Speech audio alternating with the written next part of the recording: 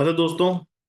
तो शुरू करते हैं आज की वीडियो। तो आज की इस वीडियो पे हम डिस्कस करने वाले हैं integration class 12th NCERT exercise 7.2 का क्वेश्चन नंबर 1। तो वो आपके स्क्रीन के ऊपर ये रहा। तो क्वेश्चन है integration of 2x upon 1 plus x square D x. इसका हमको इंटीग्रेशन करना है, किस तरीके से करेंगे वो देखिए। देखो, अगर ना आप इसको ध्यान से देखोगे ना तो आप डायरेक्ट इंटीग्रेशन इसका नहीं कर सकते। डायरेक्ट कहने का मतलब क्या हुआ कि जो अभी तक हम करते थे, जैसे मान लीजिए x+2, इसका इंटीग्रेशन आपसे पूछ लिया गया तो आप डायरेक्ट कर दिया करते थे, है ना।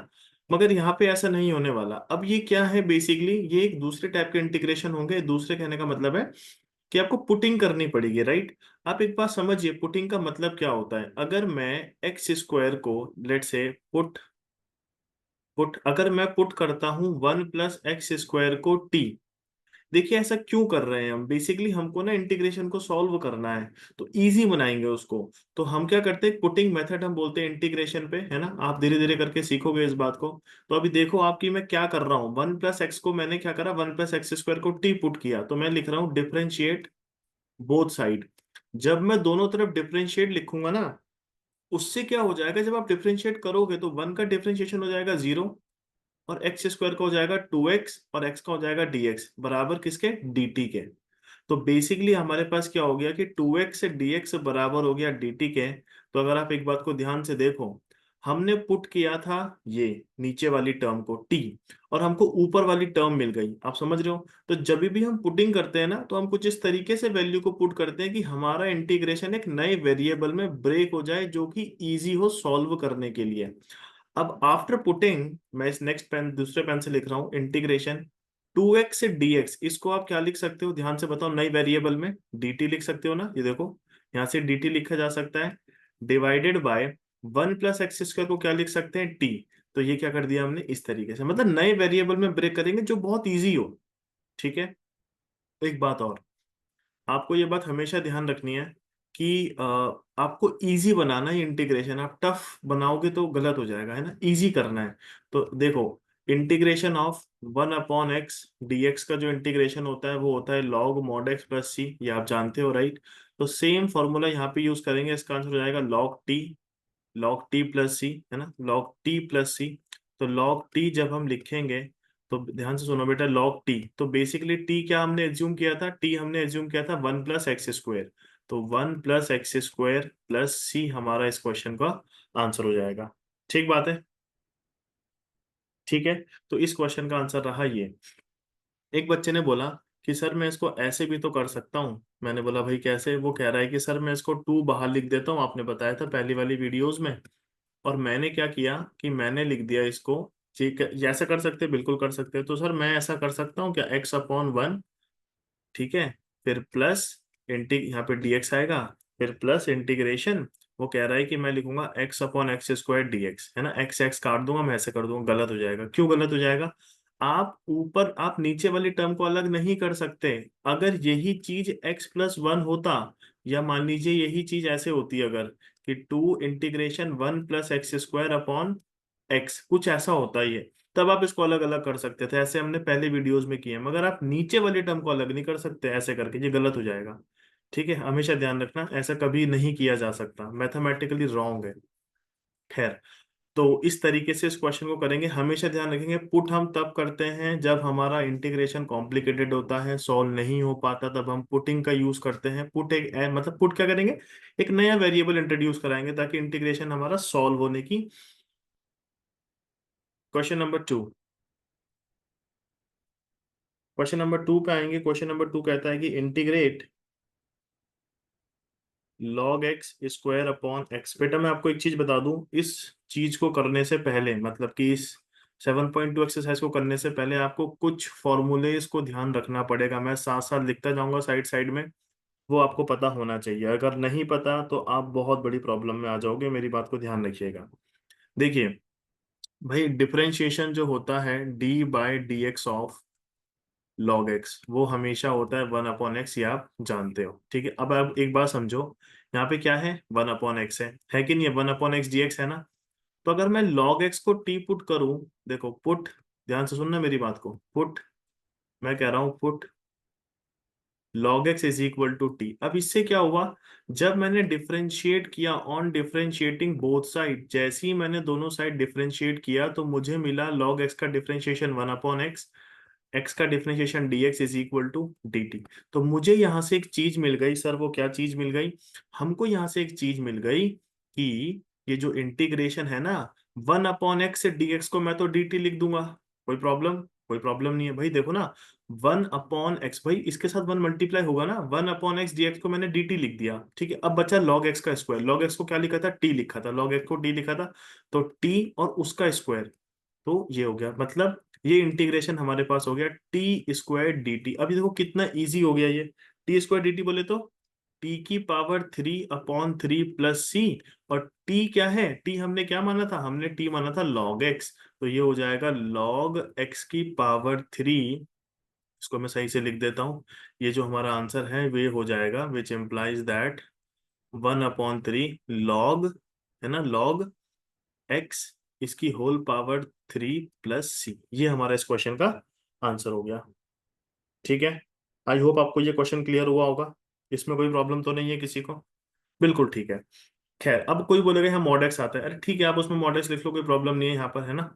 Coming to next question, question number 3 की तरफ चलते हैं।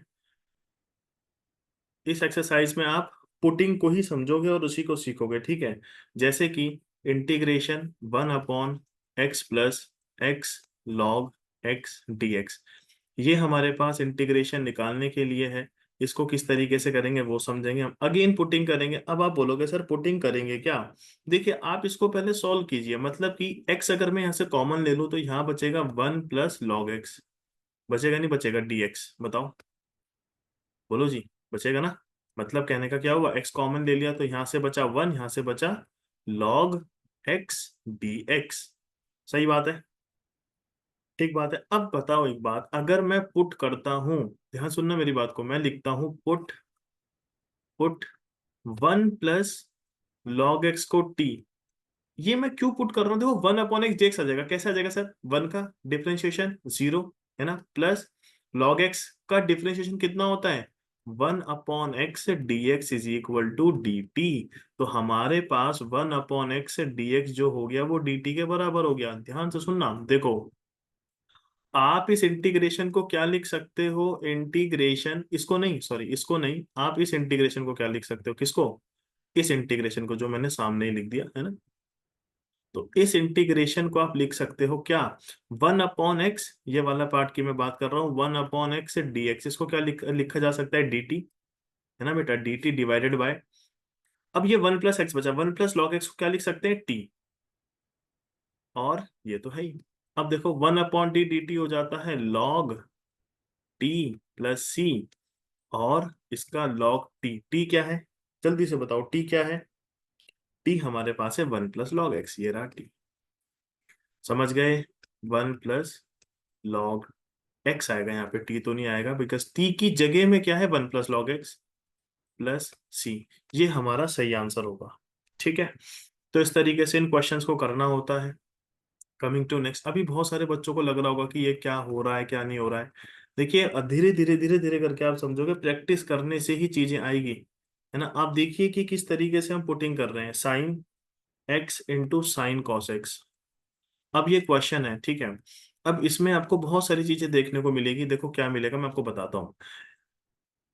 अगर आप इसको डायरेक्ट सॉल्व करने की कोशिश करोगे तो आप नहीं कर पाओगे, क्यों नहीं कर पाओगे मैं आपको बताता हूँ। देखो साइन एक्स, आप ना सबसे पहले तो लो ब्रेक क्या हो सकता है, जैसे ये साइन एक्स और डी एक्स है, ये अगर किसी तरीके से मिल जाए तो चीजें चेंज हो जाएगी। अब वो मिलेगी कैसे, हम जानते हैं बेटा, तभी तो बोलते हैं ना कि अगर आपको इंटीग्रेशन करना है तो डिफरेंशिएशन अच्छे से आना चाहिए, इसीलिए बोली जाती है बात, क्योंकि हम जानते हैं कि d/dx जो होता है cos x का, वो होता है -sin x dx, समझ रहे हो। अब इस चीज का यहाँ यूज होगा कैसे, देखो पुट जब हम करेंगे, मैं करता हूँ पुट, ध्यान सुनना मेरी बात को, मैं cos x को t पुट कर रहा हूँ, जैसे ही cos x को t पुट किया ऑन डिफरेंशिएटिंग बोथ साइड, मैं यहाँ 9 लिख रहा हूँ, differentiating both side, cos x का डिफरेंशिएशन -sin x से dx is equal to dt हो जाएगा, समझो, ठीक है, समझ गए। अब एक बात समझो, अब इसको आप क्या लिख सकते हो, मैं लिखता हूँ इंटीग्रेशन साइन एक्स से डीएक्स जो है, नेगेटिव साइन मैंने बाहर लिख दिया है ना, नेगेटिव तो यहाँ पे नहीं है तो इसकी वजह से नेगेटिव आएगा, तो minus sine X DX. Sine X DX की जगह क्या लिख दिया, चलो नेगेटिव भी ना लिखता, बच्चे कंफ्यूज हो जाएंगे। साइन एक्स से डीएक्स की जगह मैं लिख सकता हूँ कितना, dt, और सर ये नेगेटिव है तो माइनस का लिखना पड़ेगा, ठीक बात है। तो मैंने लिख दिया माइनस का dt, माइनस मैं यहाँ लिख रहा हूँ, dt मैंने यहाँ लिखा, कोई दिक्कत, ये किसकी जगह में लिखा, साइन एक्स से dx की जगह में माइनस dt लिख दिया मैंने, कोई दिक्कत नहीं है। साइन यहाँ पे एज इट इज रहा। इस पूरे नए इंटीग्रेशन को नए वेरिएबल t पे ब्रेक करना पड़ेगा, तो cos x की जगह क्या आ जाएगा, t आ जाएगा। तो ये हो गया, क्या हो जाए ये, माइनस का साइन टी dt। और बेटा माइनस इंटीग्रेशन साइन टी जो होता है वो कितना हो जाता है, साइन टी का जो इंटीग्रेशन है वो कितना हो जाता है बताओ। साइन टी का इंटीग्रेशन हो जाता है आपके पास माइनस कॉस टी प्लस सी, और negative negative will be plus, ये हो जाएगा कॉस टी, टी की जगह पे क्या लिखेंगे, कॉस एक्स। ये आपका आंसर हो गया, ठीक बात है। इस क्वेश्चन का आंसर ये रहा। Coming to last question of this today's session, question number 5। Question number 5 करेंगे, पुटिंग सीख रहे हैं आज, बिल्कुल पुटिंग सीख रहे हैं। और integration sine a x plus b into cos a x plus B D x, है ना। इसका इंटीग्रेशन हमको करना है, कैसे करेंगे वो समझिए। क्या पुट करेंगे, अगेन वही सब चीजें हैं, अगर आप ध्यान से समझो और उसको जानो। अगर आप इसमें एक चीज कर दोगे ना बेटा तो प्रॉब्लम हो जाएगी, मैं आपको बताऊं, अगर आप कॉस को पुट करते हो, मान लीजिए cos a x plus B को अगर आप टी पुट करते हो तो यहाँ पे प्रॉब्लम हो जाएगी, sign a x plus B तो आ जाएगा, ये ए अगेन आएगा डिफरेंशिएशन पे, है ना। तो ये इसको नहीं, ऐसे नहीं करके हम क्या कर सकते हैं, इसमें मैं आपको बताता हूँ एक चीज। अगर आप इस टर्म को लाइक इंटीग्रेशन टू से मल्टीप्लाई टू से डिवाइड करोगे, two sine A cos B का फॉर्मूला क्या कुछ बन सकता है, क्या हम जानते हैं ऐसा कोई फॉर्मूला होता है, मैंने टू से मल्टीप्लाई किया, टू से डिवाइड किया। बेटा एक बात बताओ, ध्यान से सुनना मेरी बात को, साइन टू थीटा का फॉर्मूला क्या होता है, two sine theta cos theta, हाँ या ना, आप समझ रहे हो, तो two sine theta cos theta हो गया ना। तो क्या हो जाएगा, सीधा सीधा मैंने टू से मल्टीप्लाई टू से डिवाइड जैसे ही किया, हमारे पास एक आंसर आ गया, क्या, integration sine two theta, sine two theta की जगह में a x plus b into d x, right. So it will be one by two integration sine two A x plus B D x. अब इसका direct integration किया जा सकता है, that is nothing but what, if you put,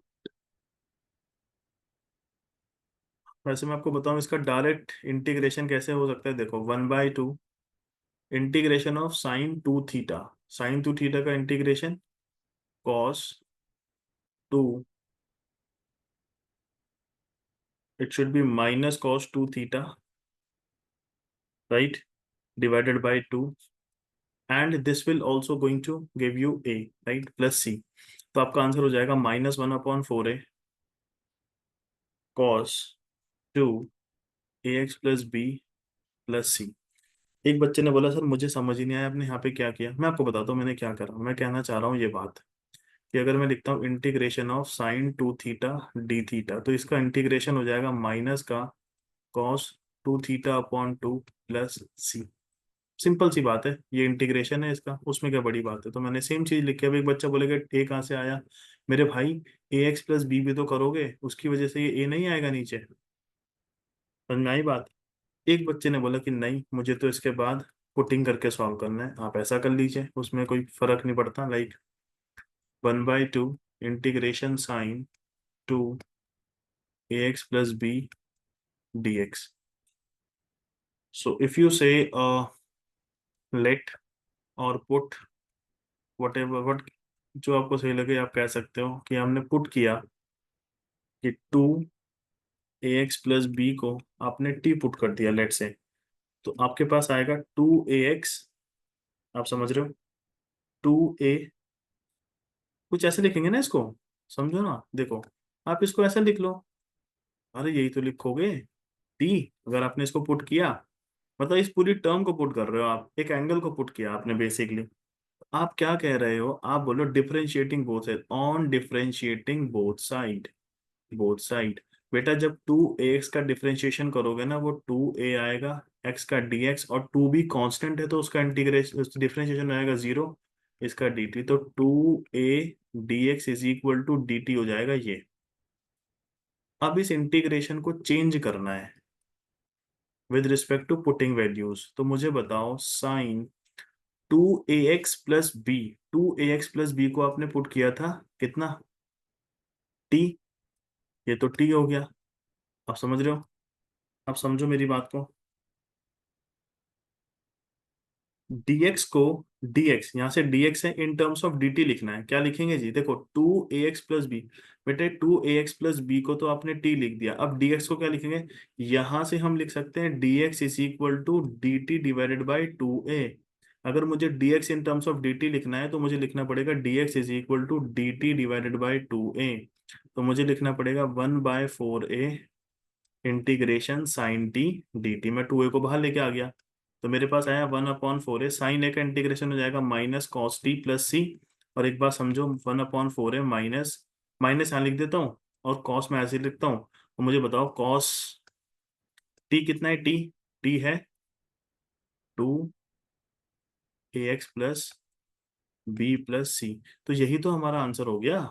देखो ना एक बार, भाई यहाँ से भी यही आंसर निकला, और यहाँ से भी यही आंसर निकला, कहाँ गया, -1/4 है कॉस टू ए x plus b plus c. तो दोनों तरीके हैं करने के, आपको जो सही लगता है वो कीजिए। मैंने आपको सारे ऑप्शन इसमें बता दिए कि क्या कुछ किस तरीके से होगा। अगर आपको किसी भी क्वेश्चन पे कोई भी डाउट है, किसी भी टॉपिक में डाउट हुआ इसमें, आप मुझसे बिल्कुल पूछ सकते हो, कमेंट सेक्शन पे लिखिए, मैं कोशिश करूंगा आपके डाउट्स को रिजॉल्व करने की, है ना। इस वीडियो पे इतना ही रखते हैं, मिलते हैं आपसे अगली वीडियो में। Till then bye bye, take care.